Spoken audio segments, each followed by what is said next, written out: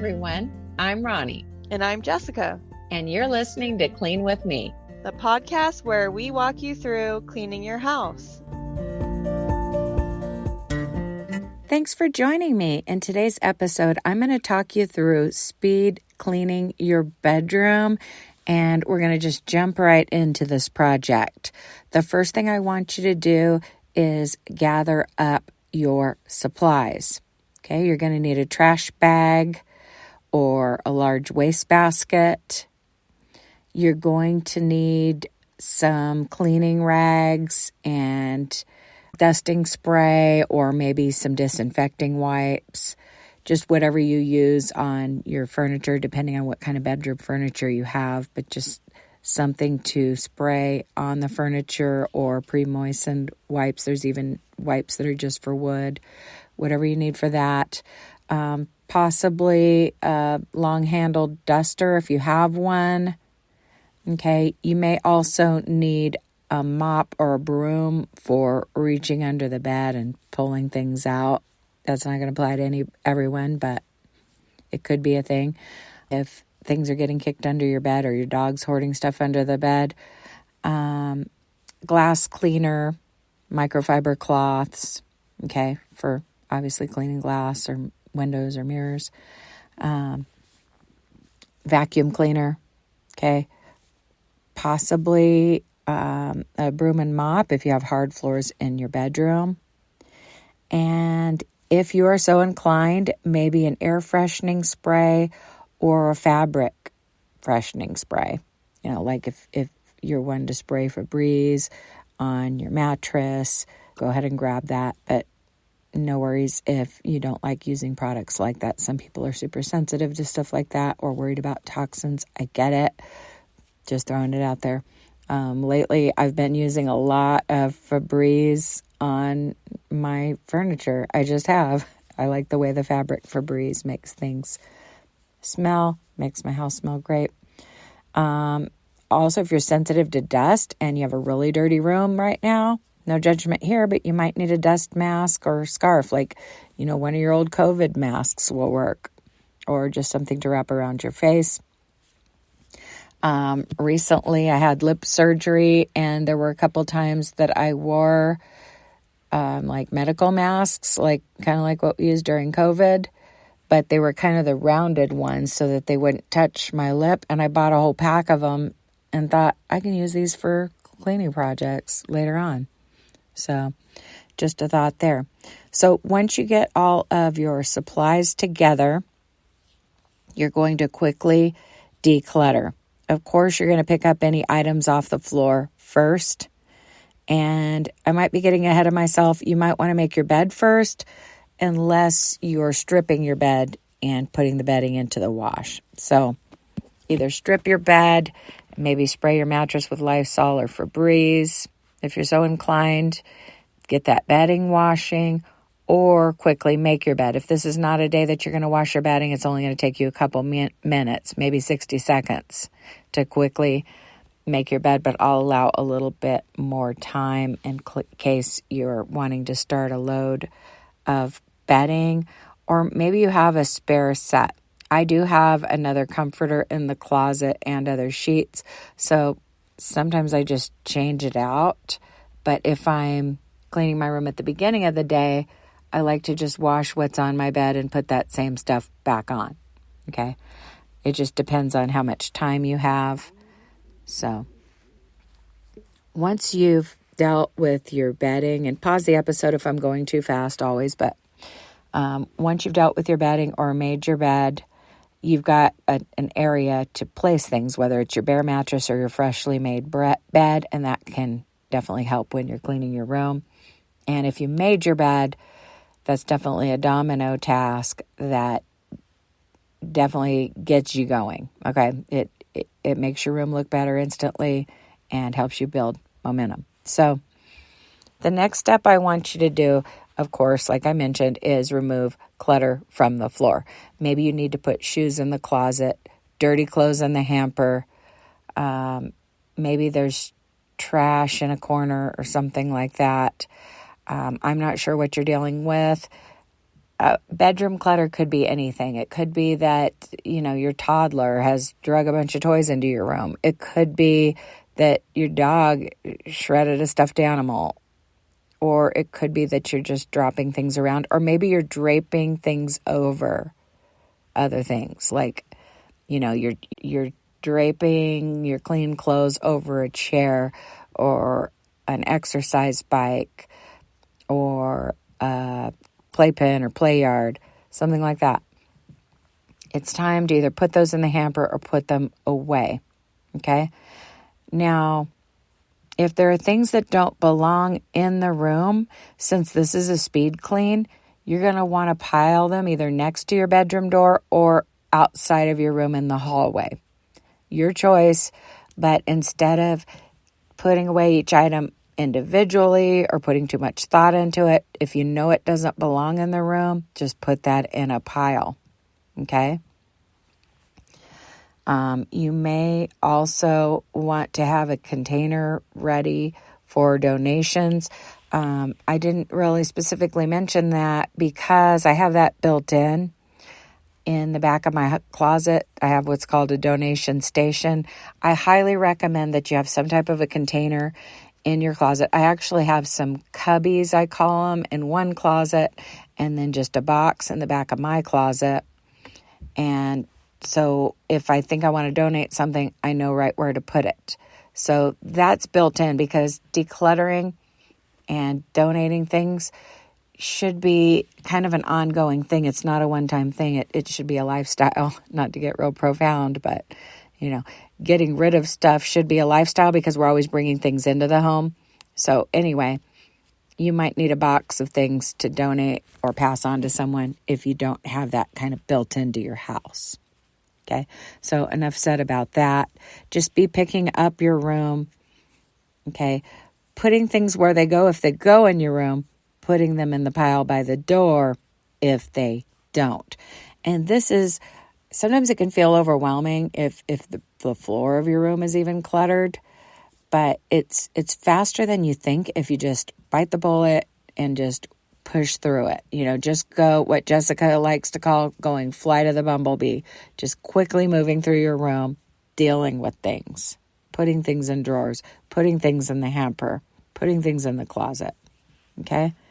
And if there are any items under your bed, once you've cleared the floor, go ahead and pull those items out. If your bed's too heavy to move, with a broom or a mop, you can reach in and pull things out. Okay? And then deal with those items as well. But this step, even though it's kind of the main step of cleaning your room, it's also the easiest step. But we're going to get into the actual cleaning as well. This is not just an episode about, picking up. It's about actually cleaning. Okay? But a lot of times, the reason you need a podcast like this is that your room is not tidy. And so there's a lot to do to get down to the surfaces and clean, and it can feel overwhelming, and I'm here to encourage you, okay? The next step is to remove any trash. There may have been trash on your floor, but probably not a lot. Usually trash accumulates on surfaces, whether it's a fast food cup or maybe some paper clutter like junk mail or something like that. Now's the time to get rid of that kind of stuff and, just deal with all the trash first before you focus on completely clearing your nightstands, your TV stand, your dresser. If you have a bedroom wastebasket, the obvious next step after throwing away all of the trash is to take that trash out and either wash it out, power wash it with the hose, or reline it. I don't really have a liner in my bedroom wastebasket, but I probably should. So, yeah, that's on my to-do list. Next time I empty it, I'm going to clean it out and line it. I try not to throw away food trash in the bedroom, but it can happen, so I should probably have that lined. But if it's strictly like a recycle bin for paper, obviously there's no liner needed if you're not putting anything dirty in there. So I'm going to give you a couple more minutes to deal with picking up trash and taking out the trash. While you're doing that, I just wanted to say that a lot of us save cleaning our bedroom for last because it's the room no one sees. I mean, it's kind of rude to just walk into someone's bedroom if you're a guest in their home, without asking or being invited in there. And so sometimes we take advantage of that and just shut the door and keep the front areas of our house clean. And I get it. In life, something's got to give. You're not going to excel in every area. You're not going to be perfect in every area. There's always going to be, some kind of a mess somewhere probably. Okay. But I want to encourage you to try to raise the standard. I've talked about this before, of keeping your house clean, to extend it to your bedroom, because that's where you wake up in the morning. It's the first thing you see. And it can really improve your outlook to wake up in a clean room. Okay? Don't get me wrong. I get it. My bedroom is sometimes one of the last priorities, but lately I'm trying to do better and clean it almost as often as I clean my living room, which would be a lot. Okay? So that's kind of a goal that I have. It's something I'm working toward. I'm getting better at it. I'm not saying I've arrived, but I am being more mindful about putting things away as I go in my bedroom and just deep cleaning it more often, wiping those surfaces and vacuuming more often. Okay, by now you've removed clutter from the floor, you've removed trash, you've probably stripped your bed. Maybe you need to take down the curtains and wash them if you have washable curtains. I'll just throw that out there. And another deep cleaning task, if you're like me and you have a sliding glass door in your bedroom, would be to grab the vacuum and, using the attachment, vacuum out the sliding glass door tracks. This may not apply to everybody, but we live in a super dusty area and we have to clean those tracks fairly often. So I'm just throwing that out there. Okay. And don't worry, we'll get to cleaning that sliding glass door or some other window in just a minute. We talked about removing trash off of nightstands, things that go in other rooms, but let's talk about just completely removing any clutter from the nightstand. You decide what goes there. I mean, maybe your lamp goes there, maybe your tumbler for your water that you drink at night, things like that. But a lot of things could go into your nightstand drawer or some other location. You want to be kind of minimal with what you keep on your nightstand and, leave some open space there. And also, if you haven't already done so, clear off your dressers, your TV stand if you have one. I really would like to eventually mount our bedroom TV on the wall so that it's up higher, so I'm not telling my husband put your knee down or whatever so I can see the TV, and vice versa. He has to tell me the same, but eventually I would like to raise that up and do a wall mount, but right now it's sitting on top of a dresser, a low wide dresser basically. So that's one of the surfaces that we wipe down. Speaking of TVs, while you're cleaning surfaces with your spray and rag of choice, you may want to just take a microfiber cloth, slightly dampen it, and wipe down your TV screen. Okay? It doesn't take much water, and the key is just to keep wiping it till it's completely dry. That way it'll be streak-free. Then you can use that same microfiber cloth with some glass cleaning spray and start working on your windows, at least the interior windows or your sliding glass door. And you may or may not have time to clean every window in your room depending on how big your room is. But if you just have one bedroom window, it's pretty quick to clean the inside of the window. And then when you're done, give that windowsill a swipe. Your windowsill might be super dusty. That's a good time to use a disinfecting wipe that's like kind of abrasive, that's the way I like to clean my windowsills anyway. But,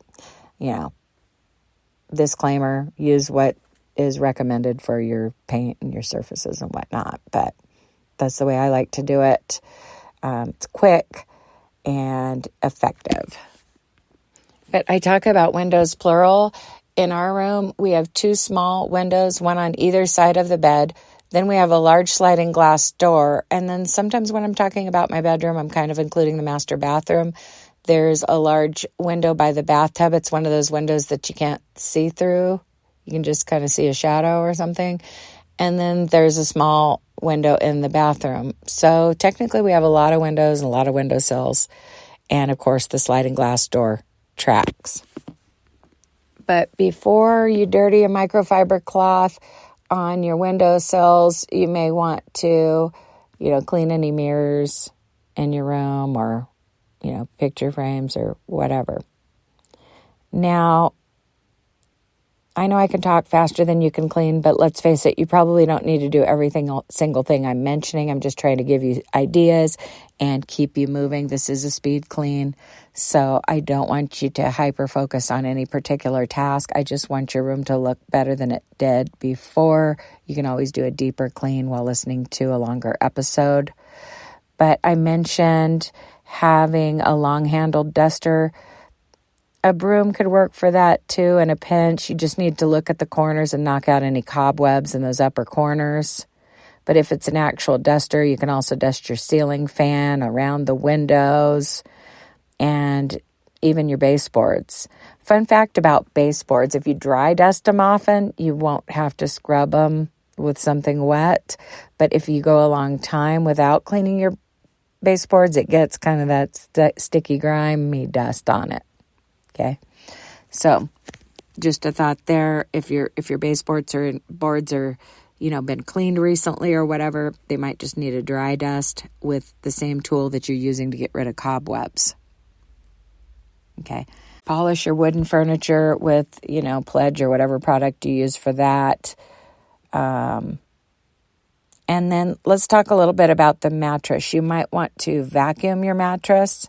Have you ever had a Kirby salesman come to your house years ago and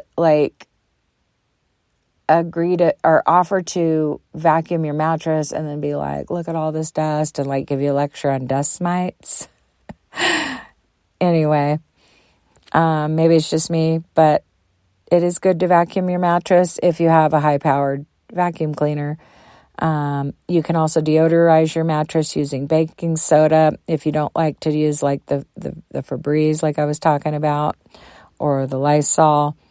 And some mattresses, you can flip them. You can also purchase mattress covers, which is a great way to freshen kind of an old mattress. But let's focus on the actual cleaning and just work with what you have. If your bed happens to be stripped, go ahead and freshen your mattress in some way with the product of your choice or the tool of your choice if it's a vacuum.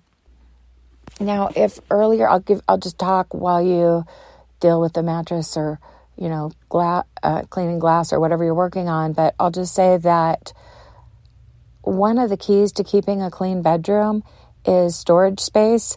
And that means keeping your closet organized and keeping some free space in your closet and not having your drawers jam-packed so that you have space in your drawers as well.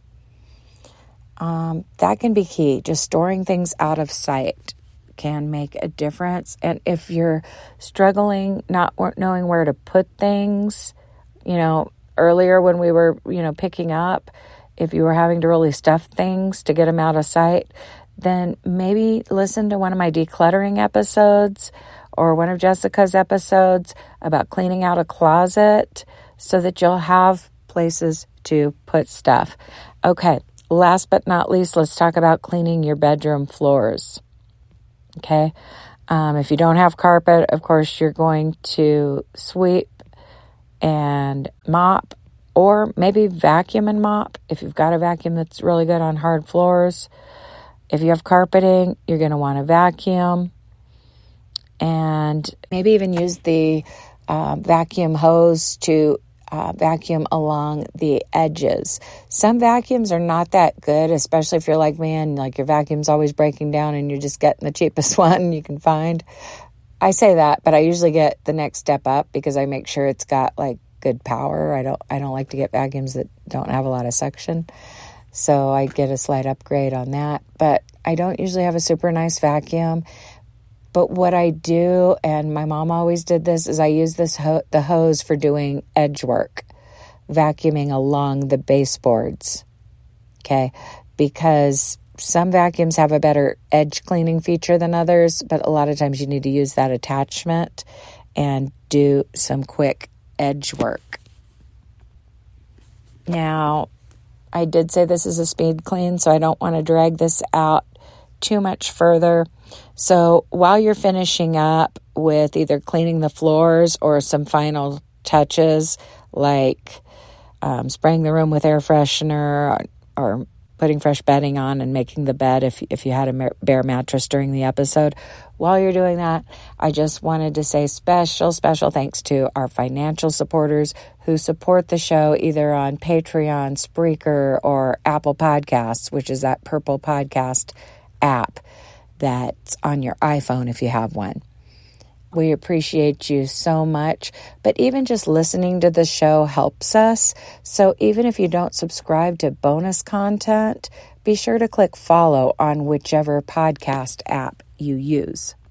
Another way to help us that doesn't cost you a dime is to give us a 5-star rating and positive review. I hope you got a lot done during this bedroom speed clean, and hopefully it inspired you to maybe do some deep cleaning in your bedroom when you have more time. Anyway, happy cleaning, and I'll talk to you in the next episode.